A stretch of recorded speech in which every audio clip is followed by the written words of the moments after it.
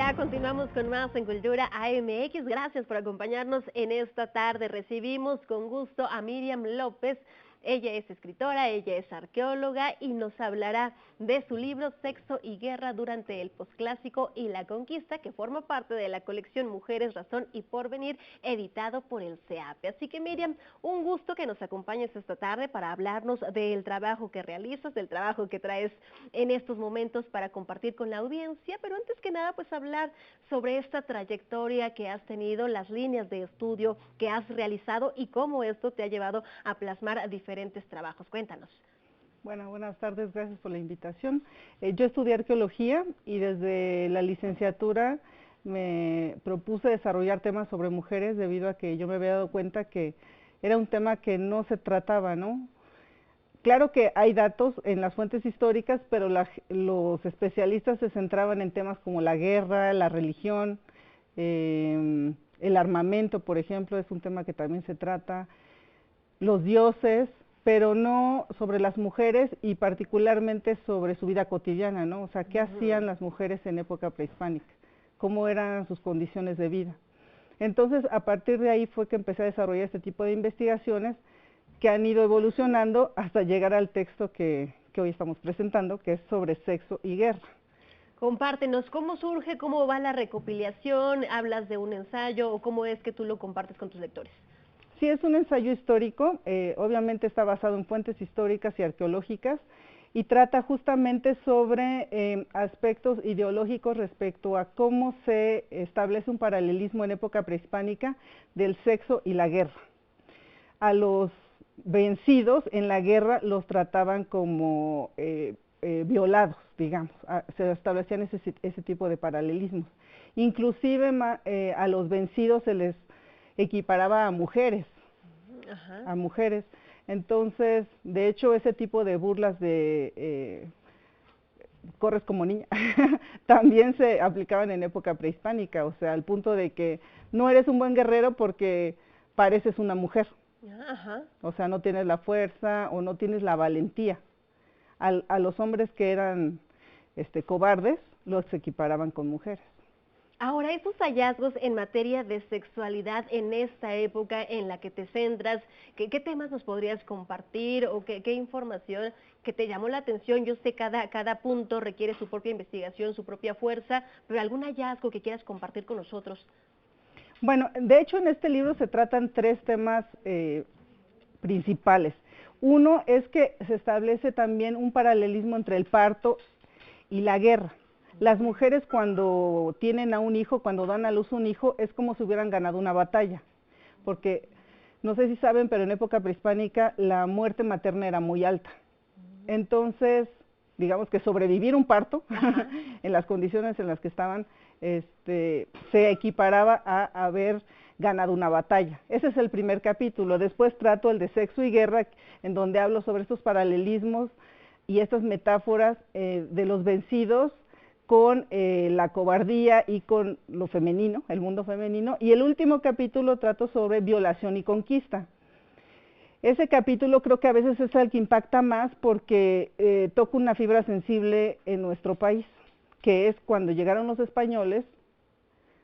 Hay obviamente una mezcla de culturas, pero se dio a partir de la violación de mujeres. Entonces, para las mujeres es un poco sensible leer ese capítulo porque toca una fibra de que a partir de eso se construyó nuestro país, pero es una realidad que está ahí. Claro, ahora el tomar estos antecedentes, estos tópicos históricos desde la perspectiva que tú lo analizas en el ámbito femenino, ¿es analizado en otros trabajos? ¿Existe bibliografía referente o fue un poquito complicado el dar estos testimonios? Sí hay autores que han tratado el tema, hay ensayos, inclusive Octavio Paz ha tratado el tema, pero en muchos editoriales, cuando uno presenta un tema así, es un poco molesto. O sea, ese texto yo ya lo había compartido con algunas editoriales y decían, híjole, es que no sé de violación, no queremos que entre ahorita en esta colección. Por eso me dio mucho gusto que me invitaran a participar en esta colección que se llama Mujeres, Razón y Porvenir, porque le dieron espacio a este tema, que es un tema, como digo, pues sensible, pero que pues debe de tocarse. Claro, un tema sensible, pero bien lo decías tú, acompañado, respaldado por sucesos históricos, documentado a través de las investigaciones, de Ujú. todo el proceso que tú has seguido en este trabajo, y bueno, pues ahí está. ¿Para quién lo enfocarías tú o a quién lo recomendarías? ¿Cómo lo compartimos? Realmente es para público en general, pero lo pueden utilizar especialistas porque es un tema que está documentado. Entonces tiene todo el aparato crítico de un estudio histórico, pero con una redacción pues sencilla, para que cualquier persona que esté interesada en temas históricos, no tiene que ser ni historiador, ni especialista, ni arqueólogo, ni nada, lo pueda leer y lo pueda, pues sí, entender perfectamente. Ahora, este trabajo lo presentaste en la Feria Internacional del Libro de Guadalajara. ¿Cómo fue el compartir todo este proceso con la audiencia, con los lectores, la recepción que tuvo, en ese acercamiento que vaya que es importante, esa lectura que tú puedes tener con los lectores? Bueno, fue muy interesante, se presentan muchos trabajos en la Feria del Libro de Guadalajara, obviamente el Estado de México tiene un stand muy grande, a diferencia de otros estados lleva un stand muy grande, varios autores participamos y pues el público brinca de una presentación del libro a otro, ¿no? Entonces a veces una presentación se queda un momento y van a otra, pero particularmente como el Fondo Editorial del Estado de México trae mucha historia, a la gente le gusta la historia y no son especialistas, o sea, le interesa conocer más la historia indígena y la historia de nuestro país. Pues muy interesante. Nos hablas hoy de este trabajo, pero también has realizado otros en este tránsito en materia de escritora, en materia también de arqueóloga. Cuéntanos un poquito sobre los otros trabajos que has realizado. Tengo otro trabajo de hace algunos años que se llama La vida sexual de los nahuas prehispánicos. No, ya está agotado yo creo. Se conseguía en las librerías Castalina, también fue con el Fondo Con el Editorial del FUEM. Estado. Ajá. Tengo otro sobre diosas mexicas y mayas, pero ese lo publicamos en Argentina, con una editorial argentina. Tengo otro del Fondo Editorial también, de hace más años, pero en ese traté sobre la historia de las mujeres periodistas. Entonces ese fue mi primer acercamiento, de hecho, con el Fondo Editorial, porque ese ensayo ganó un premio hace muchos años y fue mi primer libro. Y las líneas seguirán por esta parte, la mujer como pieza fundamental de diferentes años, de diferentes épocas, y los papeles, ya lo decías tú, que tal vez no han sido visibilizados. Sí, sí. Definitivamente mis líneas de investigación siguen siendo estudios sobre las mujeres y va de la mano, digamos, que los estudios sobre sexualidad y género, o sea, siguen siendo esas las líneas de investigación. Y sobre la mesa ahorita proyectos en los que estés colaborando, que tengas pendientes. Tengo pensado hacer ya de manera particular un libro sobre el embarazo en época prehispánica, cómo se trataba, pero también quiero que sea muy ilustrativo, o sea, porque hay muchas piezas arqueológicas, tanto escultóricas como pictóricas, de cómo se llevaba a cabo, bueno, cómo era el tránsito del embarazo en época prehispánica y cómo se cuidaba a las mujeres. Entonces quiero que sea así muy ilustrativo, para que la gente pues tenga un acercamiento a ello, porque en muchos libros de historia se trata el tema, pero no de esa manera, ¿no? Como más ilustrado.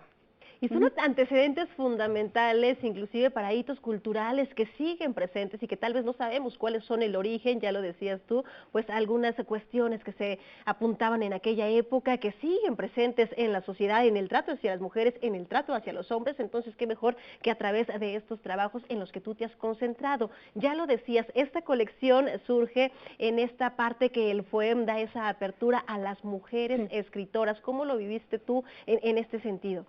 Bueno, fue una invitación debido a que yo ya había participado con el Fondo Editorial, en donde nos invitaron a mujeres específicamente a participar en esta colección y me preguntaron, ¿tienes algún texto listo para la colección o podemos reeditar alguno de los que ya se agotaron? Ajá. Entonces yo ya tenía esta propuesta lista. Como les digo, es un tema que había sido como no aceptado en otras editoriales y lo propuse y lo aceptaron y se los agradezco, la verdad. Perfecto, y si queremos tener algún contacto contigo, información, compartir pues también puntos de vista, ¿cómo te encontramos en alguna red social o alguna página de internet? Tengo mi página de internet, miriamlopezhernandez.com, y ahí están las redes sociales. También hay ahí una página de contacto, en donde también pueden adquirir los libros. Ujú. Justamente, regálanos esa invitación a las personas que nos están viendo para que se acerquen a las librerías, para que se acerquen contigo directamente y, por supuesto, ser parte de los trabajos que el Fondo Editorial del Estado de México está impulsando. Pues los invito a visitar la librería Castálida, ahí tienen varios textos y pues a través de la página de internet también. Cerraríamos, ¿por qué darle apertura a este tipo de información, a este tipo de temáticas, tanto hombres como mujeres? Porque son temas que siguen siendo actuales. Van a ver con los temas que se tratan en el libro, que son temas que siguen siendo vigentes. Como Temas te decía, presentes, de cuál es el origen de la discriminación, por ejemplo, de los insultos, de los albures, todo tiene que ver pues desde la historia prehispánica. Pues a través de tu ensayo histórico podemos dar cuenta de todos esos sucesos y seguir también con otros trabajos que has realizado. Quedamos al pendiente de ese nuevo tema en materia de embarazo. Gracias por los detalles, Gracias. Miriam. Un gusto que nos hayas acompañado. La mejor de las tardes. Gracias a todos. Llegamos nosotros así al final de este espacio. Agradecemos su atención, su compañía. Ya lo saben, les invitamos